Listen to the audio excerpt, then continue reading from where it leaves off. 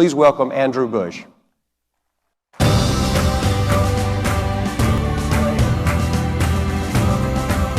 Oh my gosh, was that choir awesome? How about another round of applause for those guys? They were fantastic.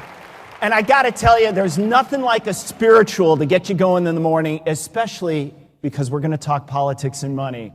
And I don't want you to get too worried about this, too freaked out, because I approach this as a journalist, as a researcher, and as an author.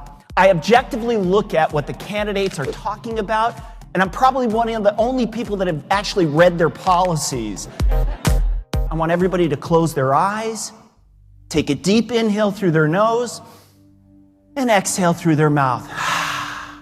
Think to yourself, I'm in an economic safe space. All right, now, there really is only kind of one problem in this world, believe it or not, and it's slow growth. Now, there's many causes to that problem, and we're going to walk our way through each one of these. You can be an optimist, and the way that you are is by recognizing the problems that are out there and realizing that there are solutions to those problems. When you go through this process, you generate hope, right? And it's not kind of the hope that you're thinking of, it's the hope with the acronym, helping other people every day. But the thing that encourages me every day is that we live in this awesome country. And this picture really is emblematic of that, right? Very shortly, we will have 5 former presidents living in this country, advising the people that run this country. There is no other country on the planet that has that. And they're from different parties, right? If they were in different parties and there were 5 former people in Russia, they probably wouldn't be alive. They'd be in boxes someplace, right? But that's not this country, and that's what's so exciting. So, look, we've been through worse times, right? And anybody who's gone back to Adams and Jefferson and looked at the language of what those guys said about each other, holy smokes. It makes us look, really kind of low-key by comparison.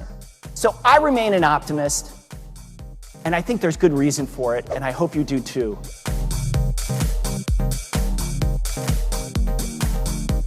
Why is this stuff happening now? That's the thing that you probably haven't got much context on, right? It's cheap cloud computing and massive amounts of data storage. That's it. That's the game changer. Yes, it's the iPhone, but this is what's changed recently. And if you think the world is spinning faster, it is, right? Pretty soon we're going to have infinite amounts of data with infinite processing speed at infinite amounts of power at really almost zero cost. That's the biggest change. That's the disruption, right? And if you don't change, right, if you don't embrace this, if you don't take a look at like what you guys do in your individual bank and say, okay, we do A, B, and C really good, then we tap into the fintech pool and try to augment that and really drive that, that's the program, really, truly.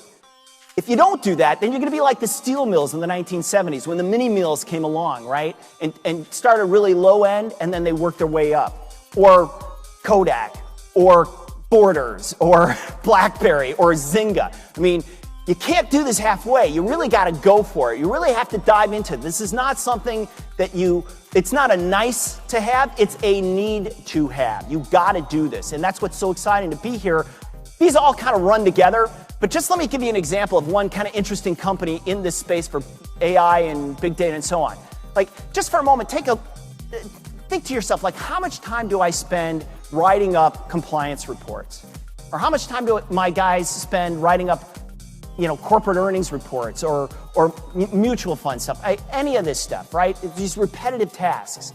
So hold that thought for a moment. Let me tell you about this small little company out of Chicago called Narrative Science. I'm sure you haven't heard of them, but you've probably read what they've done. Anybody who's read a mutual fund report or maybe even Fortune magazine on their corporate earnings reports have read their product. They take big data and they translate it into text.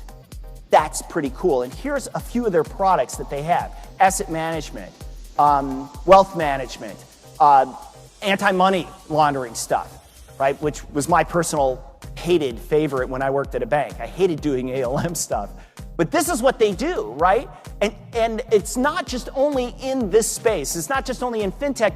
The legal profession is having their models blown up as well because of AI, right? Because of gathering all of this stuff, you can search the legal database. You don't need a first-year law student to do an internship at a small firm anymore to do this for you. You can log in and do it yourself. And that's really cool stuff. And again, as we're looking at these things in fintech, you go back to the alligator. It's dropping that cost down.